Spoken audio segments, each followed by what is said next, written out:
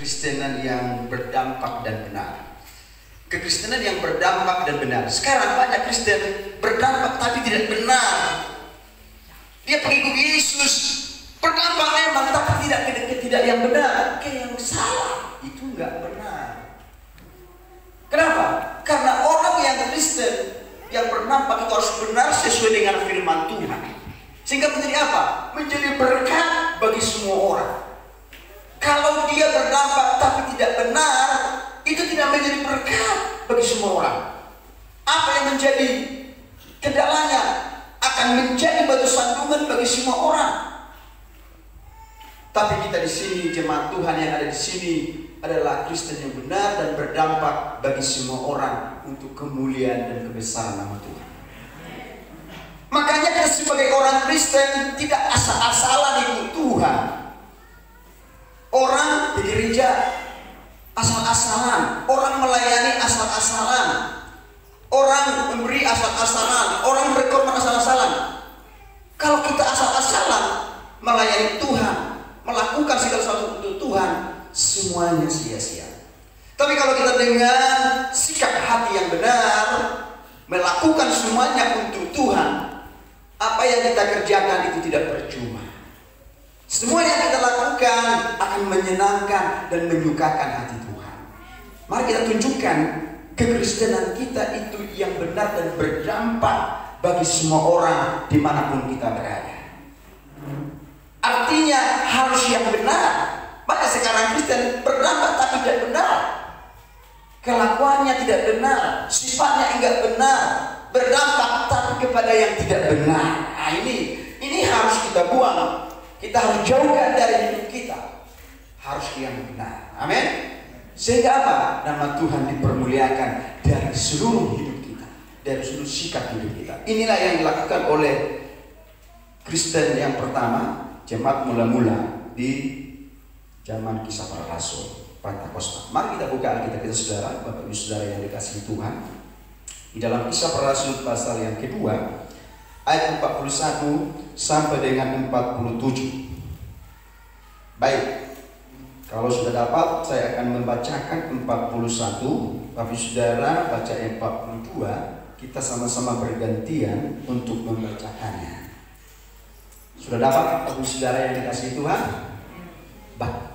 Baik, saya akan bacakan ayat yang 41. Dan Bapak Ibu saudara nanti baca yang 42, kita bergantian. Demikianlah firman Tuhan, cara hidup jemaat yang pertama. Orang-orang yang menerima perkataannya itu memberi diri dibaptis, dan pada hari itu jumlah mereka bertambah kira-kira 3.000 jiwa. Ayat 42.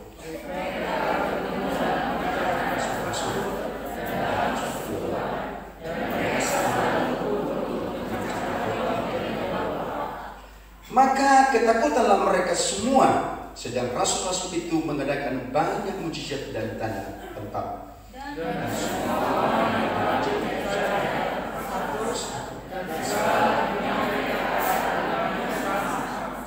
Dan selalu ada dari mereka yang menjual harta miliknya, lalu membagi-bagikannya kepada semua orang sesuai dengan keperluan masing-masing.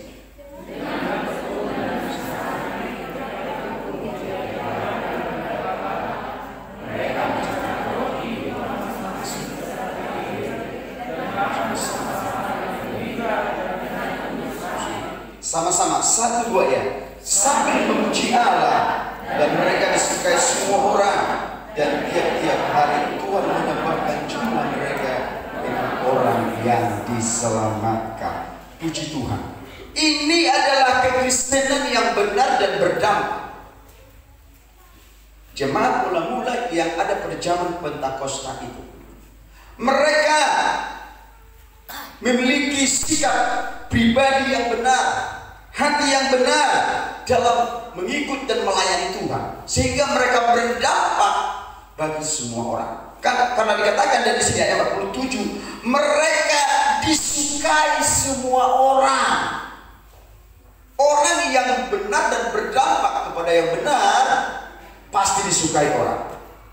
Semua yang ada di sini jemaat Tuhan, tidak ada yang gak suka lihat orang yang hidupnya benar.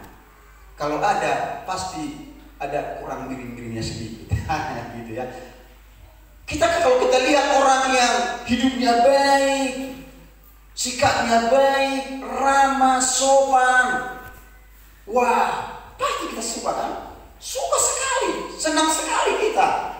Tapi kalau kita bertemu dengan orang, sikapnya itu sembrono, membuat onar, provokator, ya kan? Bahkan orang yang membuat orang sakit hati, tersinggung. Apakah kita suka sama dia? Saya rasa tidak ya. Tidak akan. Malah kita akan berkata, kalau boleh ya, bapak itu ya, Inang itu kalau boleh janganlah datang di perkumpulan kita ini. Langsung ngomongnya begitu. Kalau boleh ya janganlah. Lebih baik dia di rumah dulu lah. Janganlah dulu. Nanti kalau dia ada di sini, bubar kita, katanya. Aduh, nanti hilang damai sejahteraku, hilang sukacitaku kalau dia ada di sini.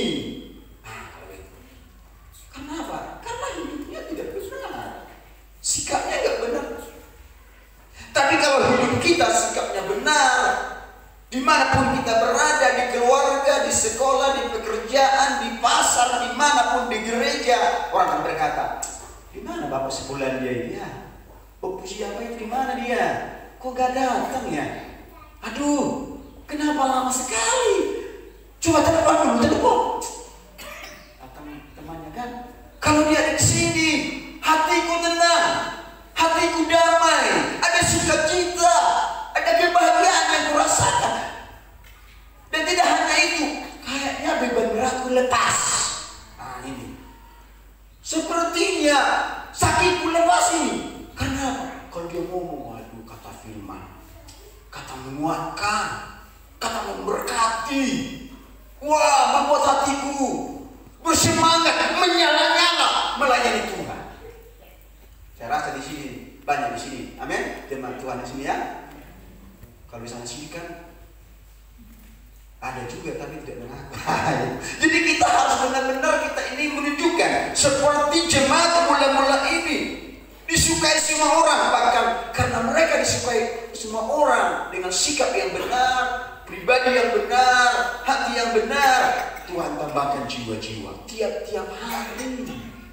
Tuhan tambahkan. Dan saya percaya di sini karena sikapnya benar, hatinya benar, pribadinya benar, Tuhan tambahkan jiwa-jiwa di sini tiap hari. Orang yang bertobat dan percaya kepada Tuhan karena pribadi kita sikap yang benar di hadapan Tuhan. Amin. Seperti jemaat mula-mula ini harus ada di setiap gereja Tuhan. Khususnya di akhir zaman ini harus ada pribadi seperti ini. Apa yang kita lakukan yang pertama supaya kita menjadi Kristen yang benar, yang berdampak bagi semua orang, bahkan bagi orang-orang yang tidak percaya Tuhan. Kita itu harus menjadi sikap yang benar bagi orang-orang seiman, bahkan juga bagi orang-orang yang tidak percaya, yang belum menerima Tuhan Yesus Kristus. Kita tunjukkan kita harus sama di gereja dan di luar gereja. Kita harus sama di rumah dan di luar rumah. Kita tunjukkan pribadi yang sama. Sehingga ada pujian kita kan, hidupku takkan sama, ku tahu sungguh anugerahmu bagiku. Artinya tidak sama dengan apa? Dengan dunia, dengan kehidupan dunia ini lagi. Pribadi Yesus ada dalam dirinya. Makanya dia bernyanyi bersemangat. Tidak sama hidupku lagi. Kalau kembali lagi, hidupku takkan lama. Beda lagi ya. Ternyata dia tidak akan lama lagi karena sikapnya benar di dunia ini. Mari kita sebagai orang yang percaya kepada Yesus, apa yang kita contoh dari jemaat mula-mula ini, sehingga mereka berdampak dalam hidup yang benar dan banyak jiwa-jiwa diselamatkan oleh Tuhan lewat sikap pribadi mereka yang benar, kekristenan yang benar. Kristen adalah pengikut Kristus. Yang pertama, kita harus jaga hubungan kita dengan Tuhan secara pribadi. Kita harus memiliki hubungan yang dekat, yang selalu suka bergaul dengan Tuhan. Kalau kita bergaul dengan Tuhan, maka rencananya, jalan-jalannya akan ditunjukkan kepada kita.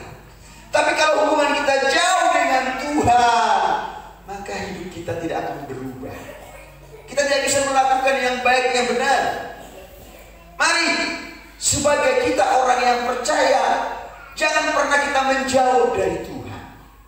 Mari kita lebih mendekatkan diri kepada Tuhan dalam seluruh aspek kehidupan kita. Jangan sampai kita orang Kristen, tapi apa? Berdoa juga malas, gereja juga malas, main Tuhan juga malas. Aduh, gimana hubungannya dengan Tuhan? Hubungan kita dengan Tuhan apa? Baca firman Tuhan juga malas. Bahkan juga kalau mau ke gereja harus diajak aja. Halo, Inam, Aman. Aduh, sudah lama sekali gak lihat nih Amang di tempat yang selalu ada di situ sana. Aduh, kami rindu. Kemana ibu? Banyak alasan lah. Aduh, Bu Pendeta, Pak Pendeta, kemarin itu ada tamu di rumah, jadi nggak bisa saya datang, nggak bisa ketinggalan. Terus datang kemarin lagi, ada alasannya. Kenapa nggak datang, Bu? Tuhan Yesus sayang sama ibu. Selalu tunggu loh, datang ibadah. Selalu tunggu. Tempat punya selalu di dia Yesus. Gimana ya? Bapak sebulan dia ini. Di mana ibu sebulan ini? Kok nggak datang ini? Ditunggu loh. Apa paling alasannya?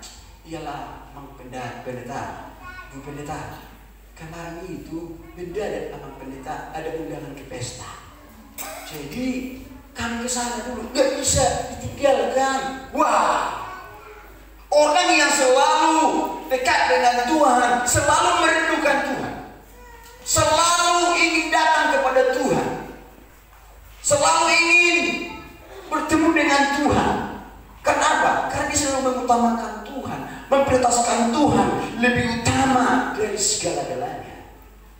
Ini kalau kita memiliki hubungan dengan dekat dengan Tuhan, maka Tuhan akan mengajari kita, memimpin kita melakukan kehendaknya. Tapi kalau kita jarang memiliki hubungan dengan Tuhan, kita akan gampang jatuh dalam dosa, akan gampang dipermain-mainkan oleh iblis, akan gampang lupa akan firman, lupa berdoa, lupa baca firman, lupa beribadah, gampang jatuh dalam dosa. Karena hubungannya gak dekat. Karena apa? Dikatakan di dalam Matius 5 ayat 17, Yesus Kristus mengecam ahli Taurat itu. Dikatakan di sini, saya bacakan buat kita Bapak Ibu Saudara yang dikasihi Tuhan. Matius 5 ayat 20. Maaf, salah ngomong.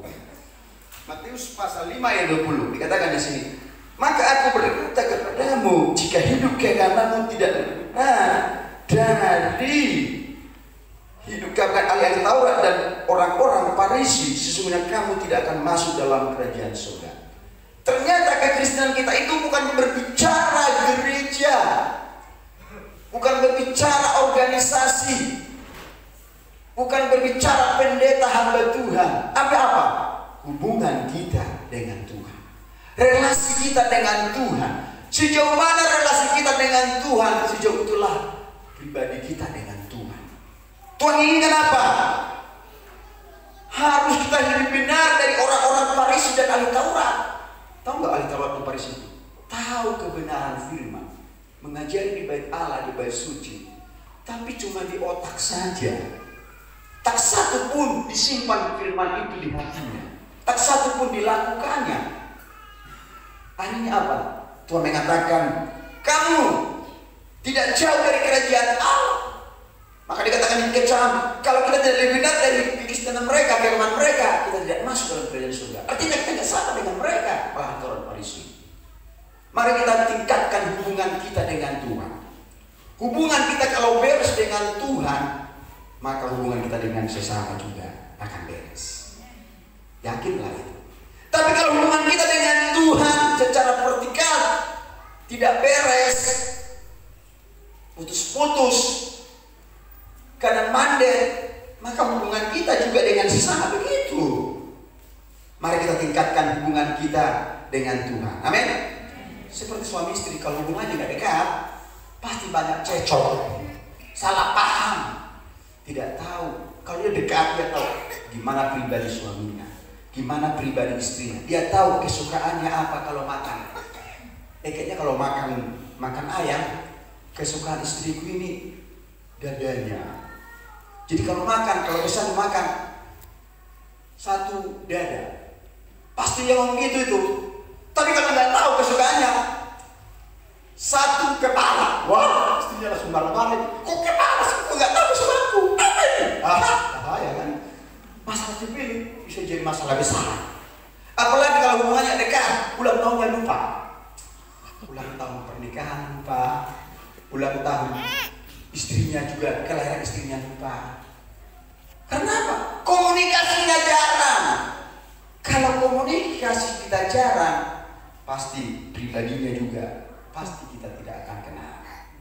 Mari hubungan kita dengan komunikasi kita terdekat dengan Tuhan. Jangan sampai komunikasi hubungan kita terputus. Kalau kita terputus, makin jauh lah. Maka kita tidak tahu apa kehendak Tuhan, rencana Tuhan yang akan kita lakukan. Mari perbaiki hubungan kita dengan Tuhan. Setiap hari, setiap saat, setiap detik. Ada dulu di Medan, waktu saya ke penginjil di Medan, ada kan yang tukang masak kami di asrama istri di Medan. Dia nyanyi apa? Setiap detik saya akan memuji Tuhan. Jadi setiap detik, bukan menit, detik. Gitu ya. Gitu kan? Akhirnya setiap menit, setiap detik, menit, jam. Wah, ini dia. Kalau kita dekat dengan Tuhan, kita selalu merindukan Tuhan. Aduh, kapan hari Minggu ya? Lama sekali nih. Senin, kalau boleh Selasa lah Minggu. Maksud itu dia. Kapan ini dua ini? Kapan dua kita ini? Kita dua hari Kamis ya? Atau cuma Sabtu? Kalau boleh tambahlah dua-duanya lah. Kapan kita bahas? Aduh, aku ingin berjumpa dengan Tuhan ini. Nah ini, merindukan Tuhan. Kalau seperti suami istri, soalnya tinggal istri atau tinggal suami, ternyata tidak merindukan istrinya atau suaminya. Kapan kamu pulang? 1 minggu. Gak apa-apa lah 2 minggu di sana. 3 minggu juga gak masalah. 1 minggu juga gak masalah. Tidak dirindukan istrinya atau suaminya. Itu ada sesuatu masalah itu. Tapi kalau dia contohnya, kapan pulang Pak? Nah, 1 minggu. Kalau boleh dimajukan sedikit ya. Aku gak boleh jauh darimu. Aduh, kamu gak bisa tidur aku tanpa dirimu di sampingku. Gak bisa nih. Katakanlah suaminya, kan ada foto saya di situ. Lihatlah foto itu sekali-sekali di situ. Atau kalau boleh, taruhlah fotonya di bantal itu supaya rindumu lepas. Gitu. Kenapa? Karena saya nggak bisa tinggalkan ini. 1 minggu lama saya pulang. Kalau saya majukan nanti, bos saya larang saya. Nah, itu selalu merindukan keluarganya, selalu merindukan istri dan anaknya. Demikian juga dengan Tuhan. Amin. Kalau saya nggak berdua ini, kalau saya nggak beribadah ini, ada yang kurang ini. Kalau saya nggak mendoakan jiwa-jiwa ini, ada yang kurang ini. Kalau saya nggak melayani ini, kalau saya nggak berkorban, ada yang kurang ini, ada yang salah. Aduh, semua pengorbanan untuk Tuhan harus saya menyala-nyala terus semangat. Gitu. Amin. Itulah yang dilakukan oleh jemaat yang beriman. Hubungannya dekat dengan Tuhan dan sesama baik, maka disukai semua. Yang kedua, Bapak Saudara yang jam berapa ini? Jam 11 ya? Jam 10. Oh jam 10, masih terlalu 50. Baik, yang kedua, gimana? Kita harus tunjukkan kita terus hidup dalam pertobatan setiap hari.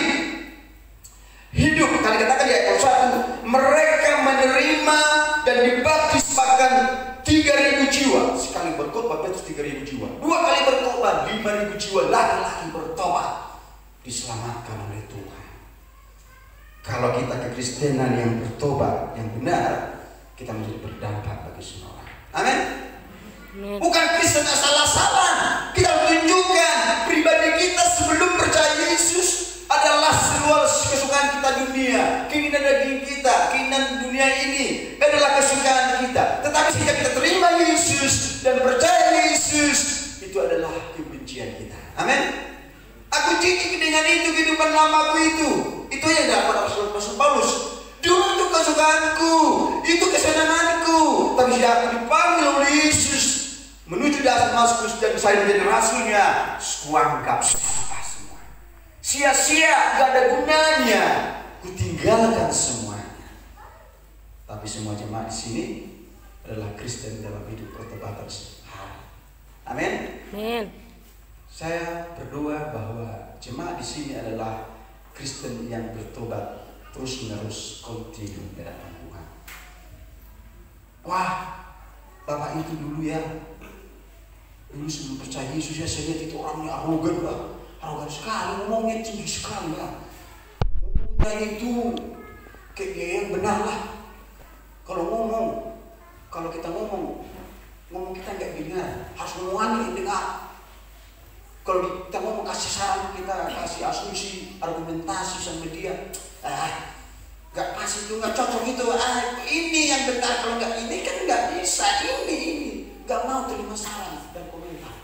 Tapi sekarang sejak dia percaya Yesus, melayani Tuhan, wah, ngomongnya itu kerendah hati ya. Langsung dia bilang, menurut Bapak Ibu, apa pendapat yang lain yang benar, yang apa kita terima dengan baik, dengan senang hati. Dulu mana kamu ngomong gitu, sekarang kalau ada yang salah kata-kata saya dia ngomong gitu sekarang. Kalau dulu seorang pun yang berani menegur saya, selain Tuhan Yesus yang datang dari surga, jangan ngomong gitu, gak boleh, karena egoisnya, karena sombongnya kan. Tapi sekarang, wah, saya siap dikoreksi, saya siap dikritik, saya siap ditegur dengan senang hati. Wah, berubah Bapak itu lah, berubah sekalipun apanya tipenya intim, tapi dia, wah, orangnya sekarang berubah, beda hati, suka menerima pendapat dan masukan. Orangnya itu sabar sekali. Dulu emosinya tinggi, emosinya lebih tinggi dari darah Yesus. Wah, bayangkanlah. Tapi sekarang, wah, penyabar. Aduh, berubah dia. Pak, gimana gereja Pak? Aku ikut juga lah Pak, gerejanya Pak, gimana? Oh, pikir di kalang aksi. Kalau gitu puji pula Bapak ya, puji pula ya, sama-sama kita. Aku juga ikut pula. Aduh, Tuhan Yesus mengubahkan Bapak ya. Oh ya, aku mau diubahkan. Itu. Jadi benar dilihat orang pertobatan kita. Amin. Harus benar, sesuai kehidupan sehari-hari kita. Itu. Jangan dulu dia memang Ibu, dulu dia memang bimoli. Tahu bimoli Bapak Ibu? Bibir moncong 5 cm, ember. Tapi sejak terima Yesus lebih bimoli lagi, Bu. Lebih bimoli. Wah, gimana itu gak berubah? Gak berubah. Coba bayangkan di pasar, di pajak, ngomonglah, diomonginlah teman kita. Sebentar ngomongin orang lain. Ngomongin lagi Pak Gembalanya, Ibu Gembalanya. Tak satu benar-benar di hadapannya, curiakan. Gimana itu? Dia aja juga benar-benar. Kita lihat dia tukang gosip, dia tukang apa namanya, mengata-ngatai orang juga. Tapi dia bilang nggak ada mengata-ngatai orang, nggak ada. Aduh, sedih hatiku. Dia sudah melayani Tuhan di sana. Bayangkanlah, dia sudah setia. Tapi kok gitu ya, nggak berubah ya? Ini kita nggak boleh contoh seperti itu. Amin? Nggak boleh. Terus dia parkir lagi di pajak sana. Kena senggol sedikit. Matamu di mana? Matamu taruh di mana? Taruh di kulit. Ini kena senggol ini. Keluarlah kata-kata binatang, kata-kata unggas, kata-kata yang lain keluarlah, kata-kata kotor. Udahlah, maaf Bu ya, maaf ya. Tadi saya nggak lihat. Maaf ya. Nggak ada maaf bagimu.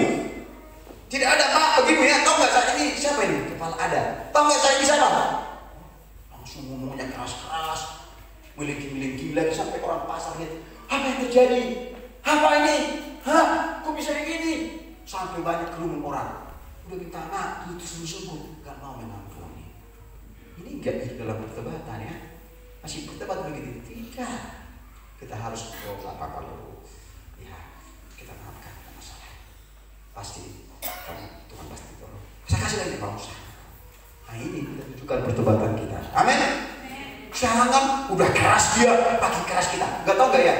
Ini makan darah ini. Ini tahu nggak ini? Harimaunya di sini kalau sudah apa? Wah, dia hantam lagi. Enggak, kita harus turunkan. Amin. Tunjukkanlah pertobatan kita kepada anak-anak kita, kepada cucu kita, kepada orang lain, apalagi orang-orang yang tidak mengenal Tuhan. Amin. Sehingga mereka bertobat. Maka Tuhan tunjuk, maka Tuhan menambahkan orang-orang yang percaya kepada Tuhan. Jangan omdo. Tahu omdo ya? Jangan omdoan. Kristen-Kristen, tapi apa? Kristen tanpa pertobatan. Kamu dari kecil Kristen, iya Kristen. Bayangkan mama saya pendeta, papa saya pendeta. Dari lahir dari juga sudah Kristen aku ini. Tapi apa? Cuma ngomong doang. Pulang gereja langsung keluar, yaitu biang keroknya. Keluar semua keinginan lamanya. Nggak boleh. Kita harus menahan diri dalam segala keinginan daging kita. Kita harus buang keinginan daging dalam Galatia 5 19 sampai 22 itu. Kita buang semua. Amin. Kita buang semua keinginan daging ini. Kita makin berkata, tambah hari tambah cinta Yesus. Tambah hari tambah benci, tambah hari tambah benci dosa. Tambah hari makin setia, tambah hari makin melayani Tuhan. Amin, Bapak Ibu Saudara yang dikasihi Tuhan. Amin. Tunjukkanlah, pendeta juga tunjukkan pertobatannya. Karena pendeta juga manusia, kan? Tidak ada yang sempurna di dunia ini. Pendeta juga tunjukkan kepada jemaat, kepada hamba Tuhan, tunjukkan hidup kita tidak sama lagi dengan dunia ini. Jemaat Tuhan juga tunjukkan bagi tetangga kita, saudara kita, famili kita, siapapun itu, apalagi orang-orang yang tidak mengenal Tuhan. Penginjilan yang efektif adalah hidup kita yang benar. Pertobatan kita yang benar, maka mereka datang kepada Tuhan, maka kita berdamai. Yang ketiga, Bapak Ibu Saudara yang dikasihi Tuhan, mereka bertekun dalam pengajaran Rasul-Rasul dan dalam persekutuan, dalam doa, memecahkan roti. Yang ketiga, kita harus menghidupi firman Tuhan dalam hidup kita. Amin. Hidupi firman Allah itu dalam hidup kita, karena firman Allah ini kekal selamanya. Firman adalah Allah sendiri. Kita hidupi dalam hidup kita. Kita simpan dalam hati dan pikiran kita. Kita lakukan firman Allah ini. Langit dan bumi akan berubah, tapi firman Allah kekal. Bahkan dikatakan pada akhir zaman di Amos akan ada terjadi kelaparan, bukan kelaparan akan makanan dan minuman, tetapi akan mendengarkan firman Allah. Mereka akan mencari ke barat dan ke timur dan utara, tidak mendapatkannya karena sudah tutup waktunya. Maka dikatakan dalam Wahyu, peganglah apa yang ada padamu supaya tidak ada yang mengambilnya. Artinya apa? Kita simpan firman itu di hati dan pikiran kita. Kita harus bertumbuh dalam firman Allah itu. Jangan sampai kita nggak suka firman Allah. Firman Allah itu adalah Allah sendiri, kebenaran yang menuntun kita di jalan yang benar. Jangan ada di sini lebih suka kepada dongeng. Aduh, di zaman nanti di Yakobus banyak orang benar-benar menyesal. Dia lebih suka kepada dongeng, tidak suka kepada pengajaran-pengajaran yang benar. Bahkan dikatakan mereka kepada pengajaran firman berkat saja. Kalau mengenai dosa, nah ini bukan untuk saya, ini untuk dia, untuk itu bukan untuk saya. Gitu. Ya jangan begitu nanti. Kalau firman itu, kalau boleh yang berkatlah, kesembuhanlah, mujizatlah, tapi mengenai kekuatan iman, tentang iman yang bertumbuh, tentang dosa, tentang kekudusan, janganlah, tentang berkat-berkat sajalah. Gimana kita bertumbuh? Kita harus menerima susu dan makanan keras sehingga iman kita bertumbuh. Iman kita kuat menghadapi masalah persoalan yang kita hadapi di dunia ini yang silih berganti. Mari kita tetap hidupi firman Allah dalam hidup kita, menjadi pelaku-pelaku firman. Orang yang menghidupi firman, dia melakukan firman Allah dalam hidupnya. Saya rasa di sini semuanya jemaat Tuhan yang ada di segi clear, sedikala ini menjadi pelaku-pelaku firman. Amin. Amin. Percuma kita melayani Tuhan, percuma kita beribadah, percuma kita berdoa, percuma kita berkorban, tapi tak satu pun dilakukan. Ahli Taurat itu begitu, ahli Taurat dan Farisi itu begitu. Dia tahu firman, tapi munafik. Tahu munafik ya, Bapak Ibu Saudara? Muka Nabi pikiran kotor. Itu dia. Di depan orang, puji Tuhan, haleluya. Di depan orang, wah Tuhan itu baru. Jadi seperti dia. Tuhan itu maha kuasa. Tuhan itu adil. Tuhan itu Allah yang besar, Allah yang luar biasa. Di gereja itu, gereja ya. Tapi pulang gereja, Tuhan yang mana ya? Tuhan itu gak adil. Bayangkan apa? Saya baru pulang ini dari suatu, langsung dipanggil Tuhan anakku. Aduh kejam Tuhan itu. Dia langsung menyalahkan Tuhan. Tapi orang pelaku firman, dia berkata, apapun yang terjadi, Tuhan itu selalu baik. Tuhan itu selalu baik dan sangat baik dalam hidup.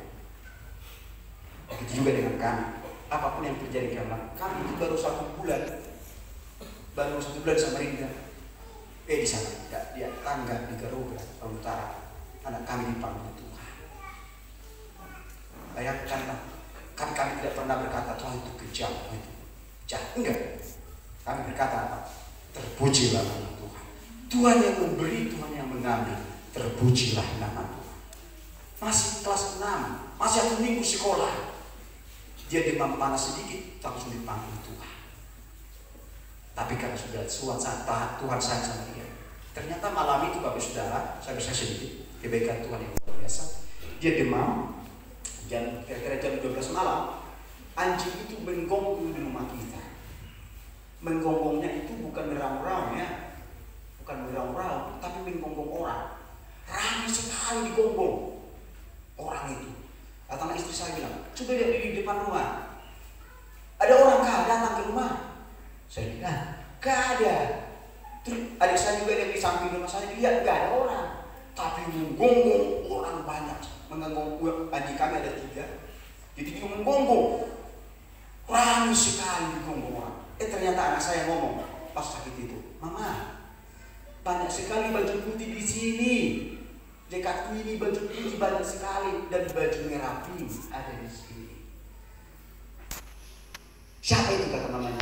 Orang-orang baik semua. Mereka sudah membereskan barang-barangku. Orang baik kan mereka? Iya, orang baik semua. Langsung dia bercerita kepada orang-orang yang datang itu, baju putih itu. Papaku itu baik, mamaku itu baik. Hanesa, dipanggil adiknya yang tadi masih nanti bulan 1 baru 3 tahun. Hanesa, tapi mereka ada adiknya itu sudah tidur. Itu. Jadi ternyata siapa yang datang itu? Malaikat Tuhan. Kalau baju hitam pasti iblis. Baju merah pink pasti Tuhan Yesus. Karena sudah tiba waktunya. Itu. Dan ternyata apa? Istri saya, karena istri saya kan gak terima, baru 1 minggu sekolah langsung sakit, nggak terlalu parah. Udah kami berobat kayak buat bidan, nggak terlalu parah. Tapi sudah tiba waktunya. Saya bilang, Tuhan kalau benar dia di sorga, tunjukkan sama saya. Ternyata istri saya bermimpi. Sebelum saya kesini, ceritakan mimpinya itu. Bermimpi adalah dua tempat. Dua tempat ini, satu kami di dunia, dia ada di dunia lain. Tapi nggak boleh ke sana ke sini. Ada jurang, nggak bisa. Dilihatlah anak saya Hagai Yosafat Kristen Ciregar bernyanyi, menari-nari, memuji Tuhan dengan anak-anak dari bayi, anak-anak, orang dewasa, kakek-kakek, nenek-nenek, opung-opung, semua memuji Tuhan. Datang istri saya, itu anak kita.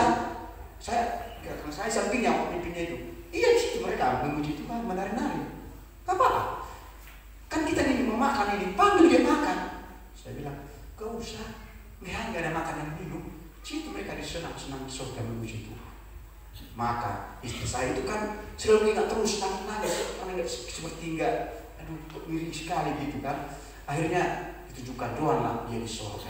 Maka sekarang saya tidak terlalu lagi ibu-ibu dan dikuatkan Tuhan. Kalau firman di hati kita, kita tidak pernah menyalahkan Tuhan dalam kondisi apapun. Kita akan berkata, Tuhan itu baik. Tuhan itu sangat baik dan teramat baik. Maka mari pegang firman Allah. Ingat firman, ingat kebaikan Tuhan yang kita rasakan dalam hidup ini. Amin. Yang terakhir, Bapak Ibu Saudara yang dikasihi Tuhan, kita harus Kristen yang membawa banyak jiwa-jiwa bagi Tuhan. Amin.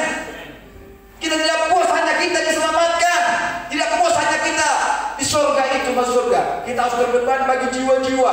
Istriku, anakku, keluarga, memiliki orang lain harus diselamatkan oleh Tuhan. Amin. Kita harus membawa banyak jiwa, dan kita percaya pertumbuhan jiwa-jiwa di sini secara kualitas dan kuantitas makin bertambah. Amin. Karena kita sendiri teladan menjadi berkat, menjadi garam dan terang dunia dimanapun kita berada tadi, maka jiwa-jiwa banyak orang percaya kepada Tuhan. Jangan puas hanya kita diselamatkan. Kita harus buat doa-doa kita via tulis. Tuhan, ini yang akan saya doakan, jamah hatinya supaya dia percaya padamu. Tuhan Yesus, ini orang yang akan saya kunjungi. Ini orang yang saya injili sekarang. Tuhan Yesus, buka hatinya. Berikan hikmat buat saya untuk berkata-kata, berhikmat. Berikan hikmat-Mu buat saya untuk menyampaikan kebaikan firman-Mu bagi mereka. Karena saya tidak mau hanya saya diselamatkan, mereka juga. Hati hamba terbeban bagi jiwa-jiwa. Amin. Ini yang dilakukan jemaat yang pertama itu. Dan tidak hanya berkorban. Mereka berkorban bagi Tuhan, tapi berkorban dengan sukacita, dengan tulus, bukan dengan paksa. Karena kadang-kadang ada yang menjual tanahnya, dibagi-bagikan kepada orang lain. Artinya peduli kepada orang lain. Kita juga di sini begitu. Amin. Kita tidak memandang bulu, tidak melihat diskriminasi perbedaan, tapi kita melihat saya melakukan untuk Tuhan, bukan untuk manusia. Ini, maka apa yang kita lakukan tidak percuma. Tuhan akan berkati berlimpah-limpah dalam seluruh pekerjaan dan pelayanan kita. Tidak menjadi kikir dan beli, tapi rela berkorban dengan tulus, bukan dengan paksa. Kalau udah pergumulan gereja, Tuhan apapun siap, karena aku bukan memberi kepada pendeta, tapi aku memberi kepada Tuhan. Amin.